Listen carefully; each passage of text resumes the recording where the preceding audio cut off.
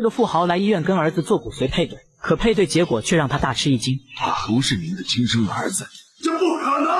这时妻子正好带儿子前来看望，于是陆雄直接把报告单甩在妻子脸上，并质问他跟谁生的杂种。而妻子见事情败露，不再隐瞒，直接表明儿子是跟别人生的。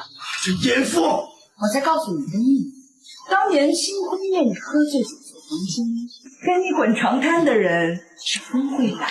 陆雄听后顿时想起了多年前的往事，当时他醉酒走错房间，把慧兰肚子搞大了，但他醒后却不记得，而慧兰也没说出来，所以被父母赶出了家门。带着你这野种滚！我老方家的门面都被你丢光了。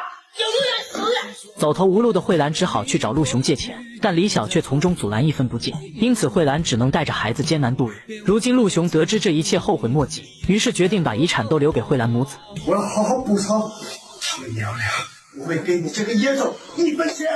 但李晓却让他死了这条心，因为他死了，遗产肯定是儿子优先继承。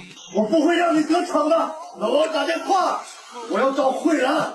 你女儿是亲生儿子。没想到妻子竟然跟司机老王有一腿，陆雄当场被气得直哆嗦。然而李晓却直接扒了氧气管，接着跟老王一起让他含恨而终。现在已经了这么100亿。而此时80年代的陆雄正准备娶李晓过门，但李晓却要求彩礼再加3万，并且还要他妹妹嫁给自己哥哥。只要你让陆莹嫁给我哥，我就跟你走。妹妹当即拒绝嫁给李正凯这个流氓，没想到他竟然直接动手抢，并且还一拳砸晕阻拦的陆雄，而隔壁老王则在一旁嘲笑。这时慧兰路过，听到动静赶紧过来呼唤陆雄，没想到他竟然重生了，于是紧紧地抱着慧兰不放手。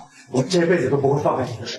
陆雄，我还没跟你结婚呢，你就当着我的面沾花惹草！李正凯闻言直接冲过来，一脚踹在陆雄身上，并威胁他把妹妹嫁给自己，否则今天这个婚就别想结了。然而此举正中陆雄下怀，因为重活一世他绝不会让悲剧重演，于是当场向慧兰求婚。而慧兰一直暗恋陆雄，欣然同意，可李晓顿时就不乐意了。你这贱人，竟然敢扒了我的命不行！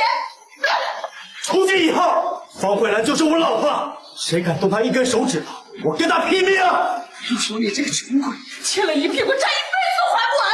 还有你方慧兰，你跟了陆雄，一辈子都不会有好日子过的！慧兰，从今以后，我一定出人头地，让你过上好日子。我相信。就这样，陆雄把慧兰娶回了家。爸妈虽然感到诧异，却也没反对，毕竟有了儿媳妇就行。不料这时债主突然上门讨债，陆雄只好保证3天后一定连本带利还清。而慧兰见状，果断把自己的积蓄都给他。我不能让他钱。我们现在是一家人了，我的钱就是你的钱，你没事吧？喂，各家都赶紧到稻田里去装牛娃，稻田里的小鱼小虾都被吃光了。我知道该做什么赚钱了。随后陆雄跑到田里收牛蛙，在当时牛蛙属于害虫，会吃鱼虾，所以村民们抓来都剁碎喂牛马，但陆雄却准备用牛蛙发大财，不料被老王和李晓撞见，一顿冷嘲热讽。掏钱买牛蛙，恶心霸气，只有傻子才会。那不就有傻子自己弄吗？我一定能赚到钱。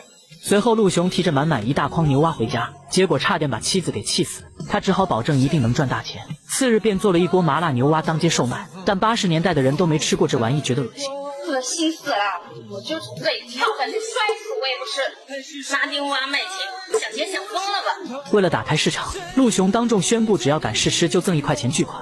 女孩听后夹起牛蛙放入口中品尝，本以为会很难吃，没想到好吃到爆，于是一次性购买5斤。但另一个女孩却不信这玩意会好吃，于是也夹起1块试试，结果也被麻辣牛蛙的美味征服。